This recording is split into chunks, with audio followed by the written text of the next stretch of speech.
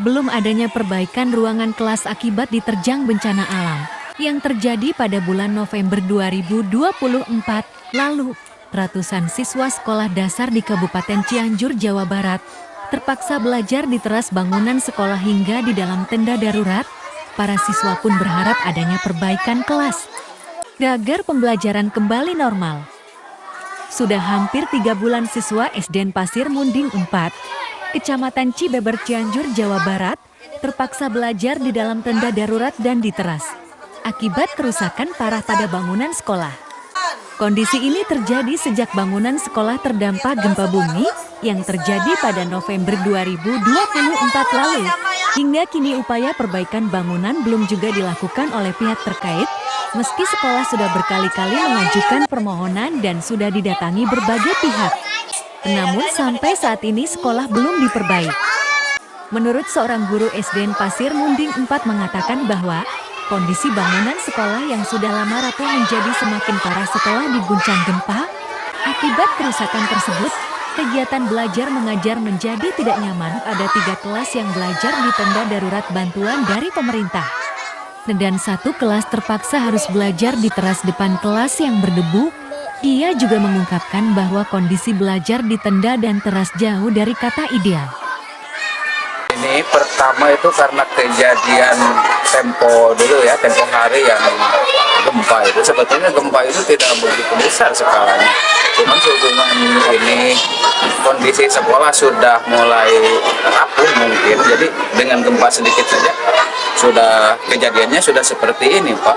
Lalu dengan kondisi seperti ini sangat terpaksa sekali sesungguhnya anak-anak itu belajar sebagian di luar kelas karena kan kelas yang seharusnya kita duduki atau kita tempati ini dalam keadaan rusak berat.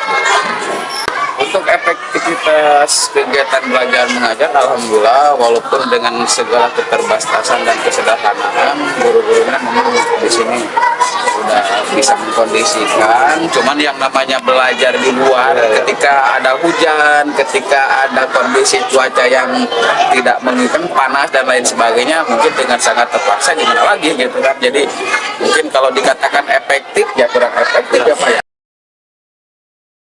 Sementara para siswa mengeluh dengan belajar di tenda, mulai dari panas saat siang dan dingin jika hujan. Tidak hanya itu, siswa yang belajar di teras pun harus menghadapi debu dan pegal-pegal saat belajar.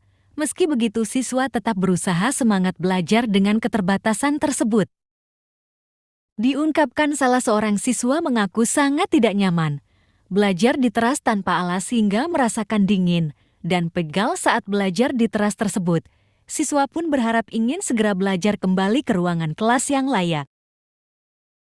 Kelas berapa, Nisa? Kelas 2. Nisa udah lama belajarnya di lantai? Gimana? Enak nggak belajar di lantai? Nyaman nggak sih?